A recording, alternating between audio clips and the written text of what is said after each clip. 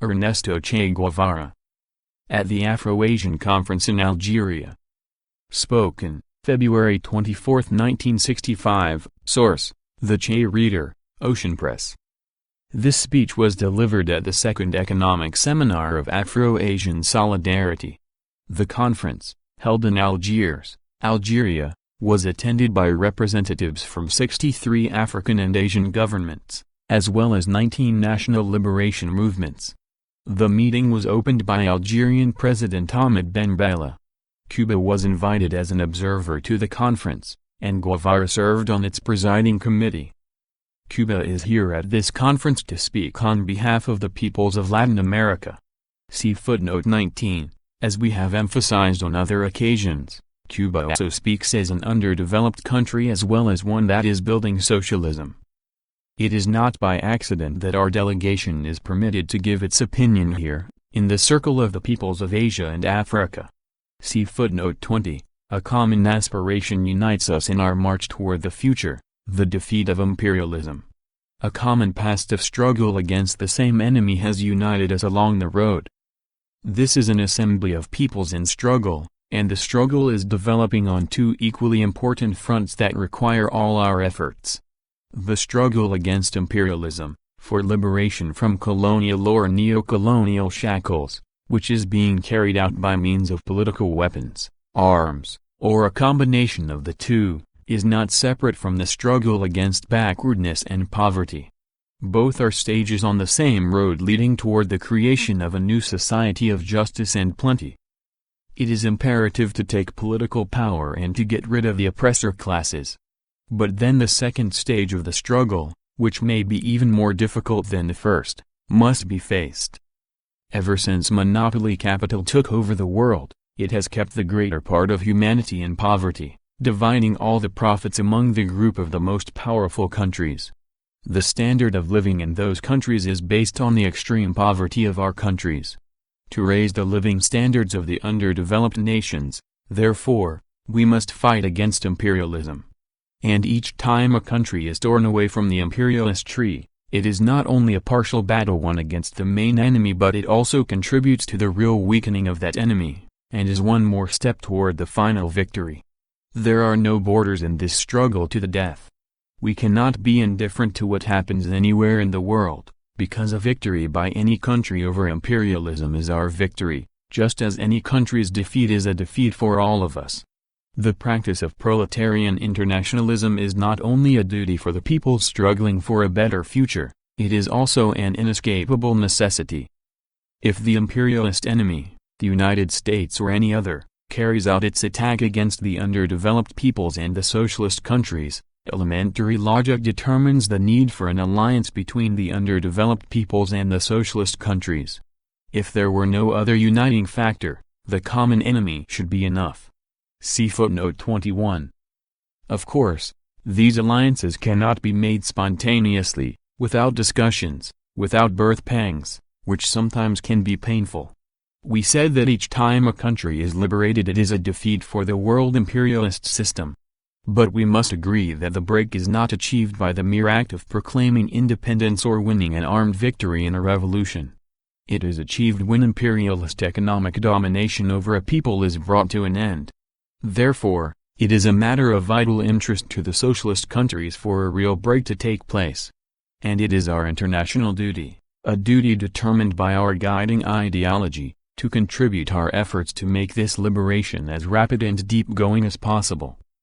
A conclusion must be drawn from all this: the socialist countries must help pay for the development of countries now starting out on the road to liberation. We state it this way with no intention whatsoever of blackmail or dramatics, nor are we looking for an easy way to get closer to the Afro-Asian peoples. It is our profound conviction.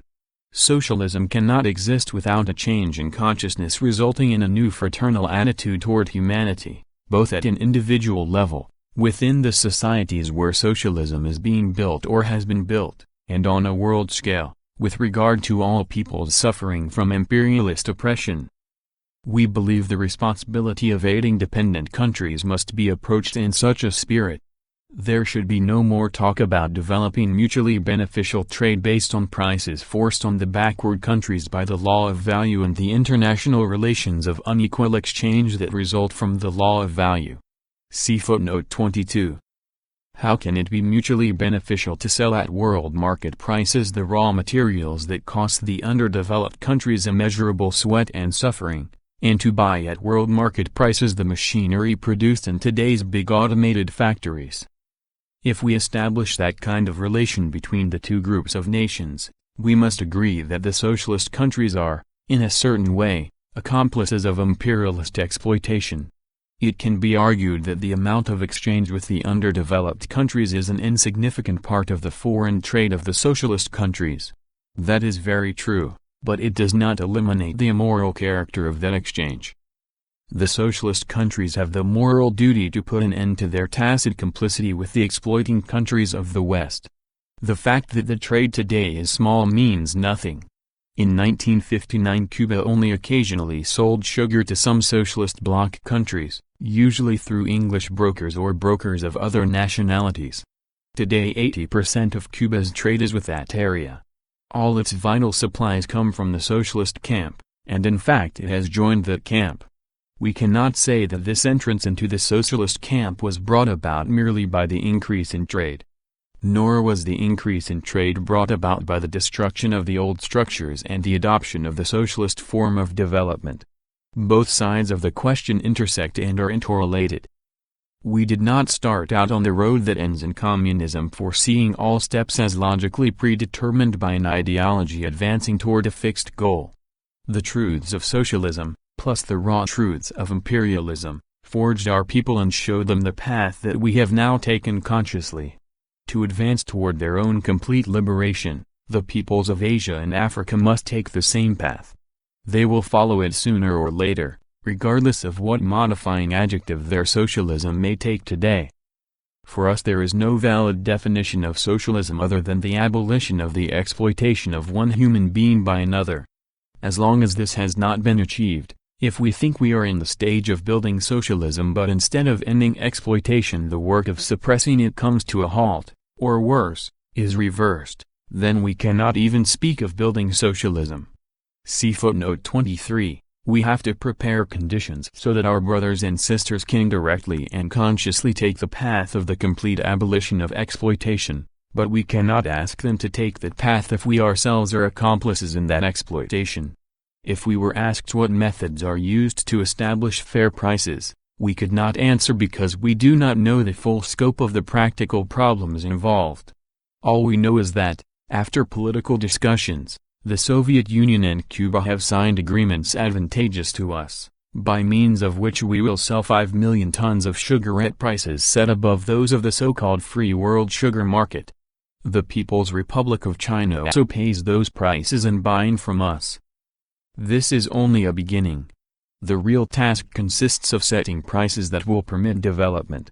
A great shift in ideas will be involved in changing the order of international relations. Foreign trade should not determine policy, but should, on the contrary, be subordinated to a fraternal policy toward the peoples. Let us briefly analyze the problem of long-term credits for developing basic industries. Frequently we find that beneficiary countries attempt to establish an industrial base disproportionate to their present capacity. The products will not be consumed domestically and the country's reserves will be risked in the undertaking. Our thinking is as follows: the investments of the socialist states in their own territory come directly out of the state budget, and are recovered only by use of the products throughout the entire manufacturing process, down to the finished goods. We propose that some thought be given to the possibility of making these kinds of investments in the underdeveloped countries. In this way we could unleash an immense force, hidden in our continents, which have been exploited miserably but never aided in their development. We could begin a new stage of a real international division of labor, based not on the history of what has been done up to now but rather on the future history of what can be done. The states in whose territories the new investments are to be made would have all the inherent rights of sovereign property over them with no payment or credit involved. but they would be obligated to supply agreed-upon quantities of products to the investor countries for a certain number of years at set prices. The method for financing the local portion of expenses incurred by a country receiving investments of this kind also deserves study. The supply of marketable goods on long-term credits to the governments of underdeveloped countries could be one form of aid not requiring the contribution of freely convertible hard currency. Another difficult problem that must be solved is the mastering of technology. See footnote 24. The shortage of technicians in underdeveloped countries is well known to us all. Educational institutions and teachers are lacking. Sometimes we lack a real understanding of our needs and have not made the decision to carry out a top priority policy of technical, cultural and ideological development. The socialist countries should supply the aid to organize institutions for technical education. They should insist on the great importance of this and should supply technical cadres to fill the present need. It is necessary to further emphasize this last point. The technicians who come to our countries must be exemplary. They are comrades who will face a strange environment, often one hostile to technology, with a different language and totally different customs. The technicians who take on this difficult task must be, first of all, communists in the most profound and noble sense of the word.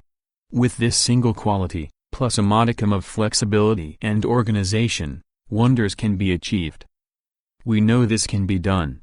Fraternal countries have sent us a certain number of technicians who have done more for the development of our country than 10 institutes, and have contributed more to our friendship than 10 ambassadors or 100 diplomatic receptions.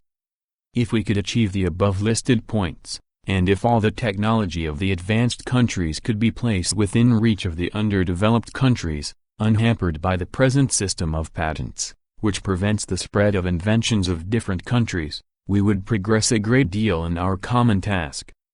Imperialism has been defeated in many partial battles, but it remains a considerable force in the world.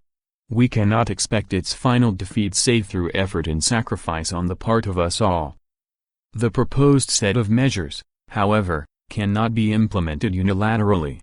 The socialist countries should help pay for the development of the underdeveloped countries, we agree. But the underdeveloped countries must also steel their forces to embark resolutely on the road of building a new society, whatever name one gives it, where the machine, an instrument of labor, is no longer an instrument for the exploitation of one human being by another. Nor can the confidence of the socialist countries be expected by those who play at balancing between capitalism and socialism, trying to use each force as a counterweight in order to derive certain advantages from such competition. A new policy of absolute seriousness should govern the relations between the two groups of societies. It is worth emphasizing once again that the means of production should preferably be in the hands of the state, so that the marks of exploitation may gradually disappear. Furthermore, development cannot be left to complete improvisation. It is necessary to plan the construction of the new society. Planning is one of the laws of socialism, and without it, socialism would not exist. Without correct planning there can be no adequate guarantee that all of the various sectors of a country's economy will combine harmoniously to take the leaps forward that our epoch demands. Planning cannot be left as an isolated problem of each of our small countries, distorted in their development, possessors of some raw materials or producers of some manufactured or semi-manufactured goods, but lacking in most others. See footnote 25. From the outset, planning should take on a certain regional dimension in order to intermix the various national economies, and thus bring about integration on a basis that is truly of mutual benefit. We believe the road ahead is full of dangers, not dangers conjured up or foreseen in a distant future by some superior mind but palpable dangers deriving from the realities besetting us. The fight against colonialism has reached its final stages. But in the present era colonial status is only a consequence of imperialist domination. As long as imperialism exists it will, by definition, exert its domination over other countries. Today that domination is called neocolonialism. Neocolonialism developed first in South America, throughout a whole continent, and today it begins to be felt with increasing intensity in Africa and Asia. Its forms of penetration and development have different characteristics. One is the brutal form we have seen in the Congo. Brute force, without any respect or concealment whatsoever, is its extreme weapon. There is another more subtle form, penetration into countries that win political independence, linking up with the nascent local bourgeoisies, development of a parasitic bourgeois class closely allied to the interests of the former colonizers. This development is based on a certain temporary rise in the people's standard of living, because in a very backward country the simple step from feudal to capitalist relations marks a big advance, regardless of the dire consequences for the workers in the long run. Neocolonialism has bared its claws in the Congo. That is not a sign of strength but of weakness. It had to resort to force, its extreme weapon, as an economic argument, which has generated very intense opposing reactions. But at the same time a much more subtle form of neocolonialism is being practiced in other countries of Africa and Asia. It is rapidly bringing about what some have called the South Americanization of these continents, that is, the development of a parasitic bourgeoisie that adds nothing to the national wealth of their countries but rather deposits its huge ill-gotten profits in capitalist banks abroad, and makes deals with foreign countries to reap more profits with absolute disregard for the welfare of the people. There are also other dangers, such as competition between fraternal countries, which are politically friendly and sometimes neighbors, as both try to develop the same investments simultaneously to produce for markets that often cannot absorb the increased volume. This competition has the disadvantage of wasting energies that could be used to achieve much greater economic coordination. Furthermore, it gives the imperialist monopolies room to maneuver. When it has been impossible to carry out a given investment project with the aid of the socialist camp, there have been occasions when the project has been accomplished by signing agreements with the capitalists. Such capitalist investments have the disadvantage not only of the terms of the loans but other, much more important disadvantages as well, such as the establishment of joint ventures with a dangerous neighbor. Since these investments in general parallel those made in other states, they tend to cause divisions between friendly countries by creating economic rivalries. Furthermore, they create the dangers of corruption flowing from the constant presence of capitalism, which is very skillful in conjuring up visions of advancement and well-being to fog the minds of many people. Some time later, prices drop in the market saturated by similar products. The affected countries are obliged to seek new loans, or to permit additional investments in order to compete. The final consequences of such a policy are the fall of the economy into the hands of the monopolies, and a slow but sure return to the past. As we see it, the only safe method for investments is direct participation by the state as the sole purchaser of the goods, limiting imperialist activity to contracts for supplies and not letting them set one foot inside our house. And here it is just and proper to take advantage of inter-imperialist contradictions in order to secure the least burdensome terms. We have to watch out for disinterested economic, cultural and other aid that imperialism grants directly or through puppet states, which gets a better reception in some parts of the world. If all of these dangers are not seen in time, some countries that began their task of national liberation with faith and enthusiasm may find themselves on the neo-colonial road, as monopoly domination is subtly established step by step so that its effects are difficult to discern until they brutally make themselves felt. There is a big job to be done. Immense problems confront our two worlds, that of the socialist countries and that called the Third World, problems directly concerning human beings and their welfare, and related to the struggle against the main force that bears the responsibility for our backwardness. In the face of these problems, all countries and peoples conscious of their duties, of the dangers involved in the situation, of the sacrifices required by development, must take concrete steps to cement our friendship in the two fields that can never be separated, the economic and the political. We should organize a great solid bloc that, in its turn, helps new countries to free themselves not only from the political power of imperialism but also from its economic power. The question of liberation by armed struggle from an oppressive political power should be dealt with in accordance with the rules of proletarian internationalism. In a socialist country at war, It would be absurd to conceive of a factory manager demanding guaranteed payment before shipping to the front the tanks produced by his factory. It ought to seem no less absurd to inquire of a people fighting for liberation, or needing arms to defend its freedom, whether or not they can guarantee payment. Arms cannot be commodities in our world.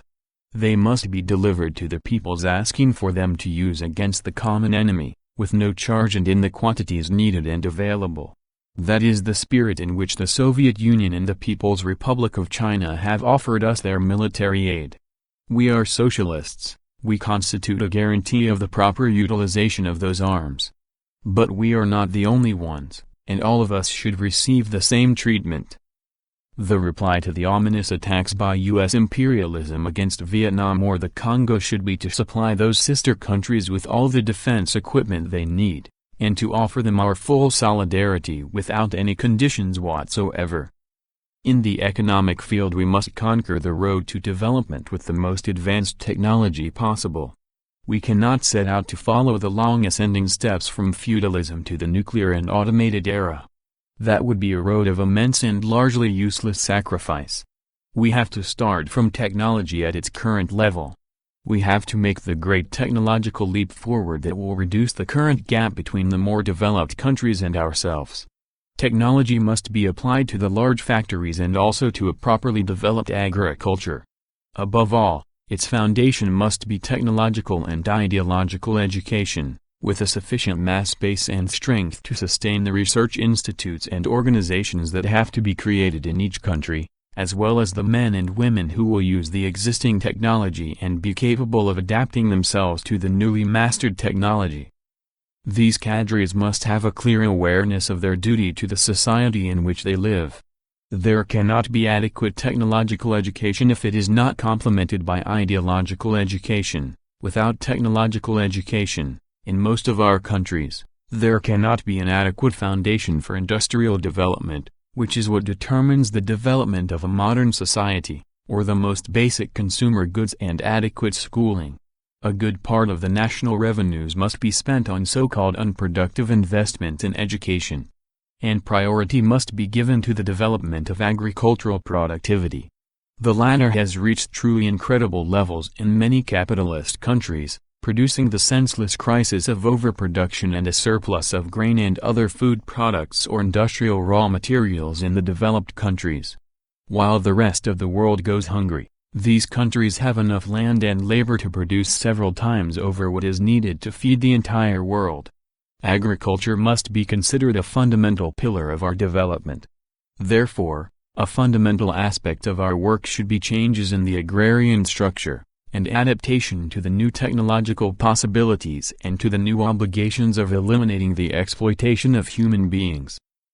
Before making costly decisions that could cause irreparable damage, a careful survey of the national territory is needed. This is one of the preliminary steps in economic research and a basic prerequisite for correct planning. We warmly support Algeria's proposal for institutionalizing our relations. We would just like to make some supplementary suggestions. First, in order for the Union to be an instrument in the struggle against imperialism, the cooperation of Latin American countries and an alliance with the socialist countries is necessary. Second, we should be vigilant in preserving the revolutionary character of the Union, preventing the admission into it of governments or movements not identified with the general aspirations of the people, and creating mechanisms that would permit the separation from it of any government or popular movement diverging from the just road. Third, we must advocate the establishment of new relations on an equal footing between our countries and the capitalist ones, creating a revolutionary jurisprudence to defend ourselves in case of conflict, and to give new meaning to the relations between ourselves and the rest of the world. We speak a revolutionary language and we fight honestly for the victory of that cause. But frequently we entangle ourselves in the nets of an international law created as the result of confrontations between the imperialist powers, and not by the free peoples, the just peoples, in the course of their struggles. For example, our peoples suffer the painful pressure of foreign bases established on their territories, or they have to carry the heavy burden of massive foreign debts. The story of these throwbacks is well known to all of us. Puppet governments, Governments weakened by long struggles for liberation or the operation of the laws of the capitalist market, have allowed treaties that threaten our internal stability and jeopardize our future. Now is the time to throw off the yoke, to force renegotiation of oppressive foreign debts, and to force the imperialists to abandon their bases of aggression. I would not want to conclude these remarks, this recitation of concepts you all know, without calling the attention of this gathering to the fact that Cuba is not the only Latin American country, it is simply the only one that has the opportunity of speaking before you today. Other peoples are shedding their blood to win the rights we have. When we send our greetings from here, and from all the conferences and the places where they may be held, to the heroic peoples of Vietnam, Laos, so-called Portuguese Guinea, South Africa, or Palestine, to all exploited countries fighting for their emancipation, we must simultaneously extend our voice of friendship, our hand and our encouragement, to our fraternal peoples in Venezuela, Guatemala and Colombia, who today, arms in hand, are resolutely saying no to the imperialist enemy. Few settings from which to make this declaration are as symbolic as Algiers, one of the most heroic capitals of freedom. May the magnificent Algerian people, schooled as few others in sufferings for independence, under the decisive leadership of its party, headed by our dear compañero Ahmed Ben Bella, serve as an inspiration to us in this fight without quarter against world imperialism. Notes. 19. Che Guevara delivered this speech at the Second Economic Seminar of Afro-Asian Solidarity, February 24, 1965. He had been touring Africa since December, after addressing the United Nations General Assembly on December 11, 1964. At this crucial time Che was preparing for his involvement in the liberation movement in the Congo, which began in April 1965. This edition of the speech incorporates for the first time corrections made by Che Guevara to the original published version of the Algiers speech. The corrections were made available from the personal archive of Che Guevara held at the Che Guevara Studies Center, Havana. 20. Che's participation in the Algiers Conference reflects the relationship of Cuba to the Third World. In 1959, following the triumph of the revolution, from June to September, Che embarked on a tour of the countries involved in the Bandung Pact. The Bandung Pact was the precursor to what later became the movement of non-aligned nations. At the first seminar on planning in Algeria on July 16, 1963, Che had outlined the experiences of the Cuban Revolution, explaining that he had accepted the invitation to attend only in order to offer a little history of our economic development, of our mistakes and successes, which might prove useful to you sometime in the near future. 21. In this speech Che defined very precisely his revolutionary thesis for the Third World and the integration of the struggle for national liberation with socialist ideas. Che's call in Algeria on the socialist countries to give unconditional and radical support to the Third World provoked much debate. Nevertheless, history would prove him correct. 22. This definition of unequal exchange was part of Che's profound appeal made in Geneva on March 25, 1964, at the UN World Conference on Economics and Development in the Third World. It is our duty to draw to the attention of those present that while the status quo is maintained and justice is determined by powerful interests, it will be difficult to eliminate the prevailing tensions that endanger humankind. 23. For Che, socialism inherently meant overcoming exploitation as an essential step toward a just and humane society. Che was outspoken on this issue in debates and was often misunderstood, as was his emphasis on the need for international unity in the struggle for socialism.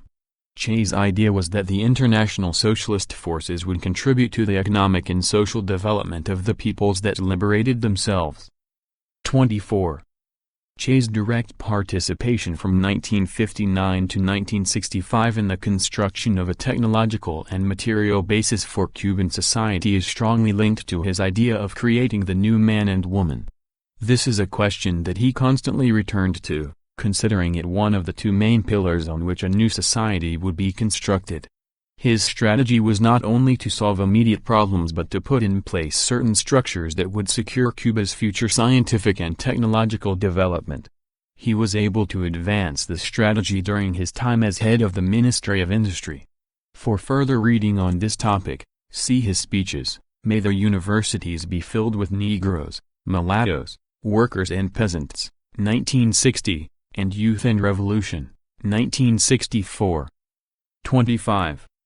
In his efforts to understand fully the tasks in the transition to a socialist economy, Che came to see the vital role of economic planning, especially in the construction of a socialist economy in an underdeveloped country that retained elements of capitalism. Planning is necessary because it represents the first human attempt to control economic forces and characterizes this transitional period. He warned also of the trend within socialism to reform the economic system by strengthening the market, material interests and the law of value. To counter this trend, Che advocated centralized, anti-bureaucratic planning that enriched consciousness. His idea was to use conscious and organized action as the fundamental driving force of planning. For further reading see his article The Significance of Socialist Planning, 1964. End of, at the Afro-Asian Conference in Algeria, by Ernesto Che Guevara.